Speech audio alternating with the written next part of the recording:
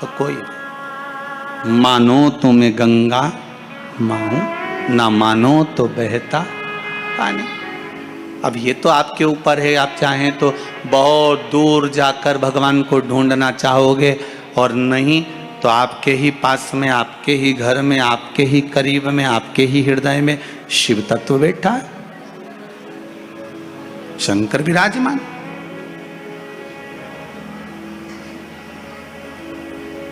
आप उसको ढूंढो। अब माता अहिल्याबाई की माता सुशीला शिंदे जी ने कहा, गर्भ नहीं ठहरा है, बच्चे नहीं। श्री मनकोजी शिंदे ने कहा, क्यों चिंता करती है, काय का टेंशन, काय की चिंता। मेरा उघड़दानी, मेरा भोलेनाथ कभी खाली नहीं छोड़ता। सब शिव महापुराण की कथा कहती है, आप अगर विश्वास रखे हो,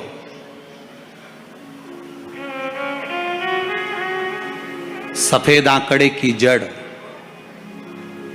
जिस नारी का संतान नहीं हो, गर्भ नहीं ठहरा हो, सफेद आंकड़े की जड़, जिस देव अधिदेव महादेव की कथा जिस तुम्बरुका जी ने श्रवण कराई है, शंकर भगवान जिनके सामने बैठकर शिव पुराण की कथा सुन रहे हैं, उन तुम्बरुका जी का नाम लेकर शिवलिंग पे से 21 बार घुमाकर मंदिर में ही कमर पर 7वें दिन रजस्वला धर्म के जो बांध लेता है, और एक पीपल का पत्ता अवधूतेश्वर महादेव का नाम लेकर शंकर पर चढ़ाकर उसको गाय के दूध में उकाल कर रात्रि को दोनों पति पत्नी अगर पीकर सोते हैं, 3 महीने में भगवान भोलेनाथ उसकी गोद भर देते हैं। ये शिव तत्व। शंकर देता जरूर है।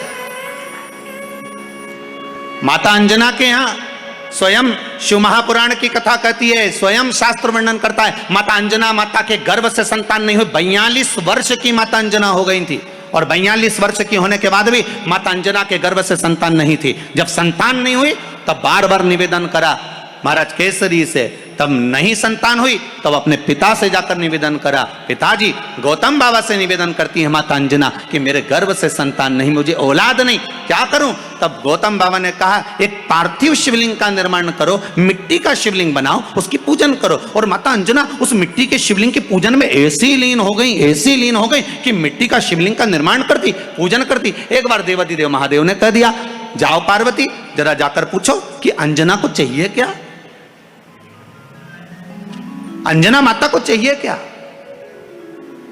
अच्छा, सारे देवताओं को सबसे ज्यादा टेंशन देवाधिदेव महादेव से रहता है, क्योंकि ये बिना सोचे बिना समझे किसको क्या दिया है कोई भरोसा ही नहीं होता। एक बार तो ब्रह्मा जी ने खुद ने कह दिया, साहब हमको तो इस्तीफा दे दो, हमको नौकरी करना ही नहीं बैकुंठ में बिल्कुल भी। तो भगवान विष्णु ने पूछा, हुआ क्या। बस प्रभु, राजा श्वेत की अंतिम समय, प्राण छूटने का दिन, उसको यमराज लेने के लिए गए, और देवाधिदेव महादेव वहां खड़े हो गए, और क्या कहे, लेके मत चले जाना, उसकी अंतिम सांस, और क्या कहे, लेके मत जाना। और मेरा बेटा जब लाने लगा तो उसके प्राणों को हर लिया, यमराज ही मर गया। फिर मेरी पोती गई मृत्यु देवी, उससे कहा उठा ला राजा श्वेत को, वो राजा श्वेत को जैसे ही मृत्यु देवी ने फांस डाली, भगवान शंकर ने उसको भी मार दिया। अब बताओ, सूर्य नारायण भगवान बोले कि मेरा बेटा भी मर गया, मेरी पोती भी मर गई, अब बताओ क्या करें। तो भगवान ब्रह्मा जी ने शंकर जी से जाकर कहा, भोलेनाथ ये आपकी आदत बहुत गलत है, जब इसको मरना था तो आपने क्यों बचाया। शंकर जी बोले, मेरे मंदिर में बैठा था, जगह तो देखो कि कहां बैठा है।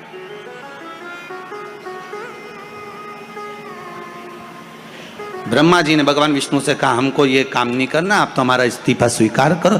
भगवान विष्णु ने शंकर जी से कहा, भोलेनाथ जी अब इनके बेटे को, सूर्य नारायण के पुत्र को और पोती को जीवित करो। शंकर भगवान करे, एक शर्त पर जीवित करूंगा, जहां मेरा भजन हो रहा हो, जहां मेरी कथा हो रही हो, अगर कोई महामृत्युंजय मंत्र का जाप कर रहा हो, श्री शिवाय नमस्तुभ्यम जप रहा हो, शंकर का पंचाक्षर मंत्र नमः शिवाय जप रहा हो, शंकर जी कहते हैं उस समय पर मृत्यु उसको ना घेरे।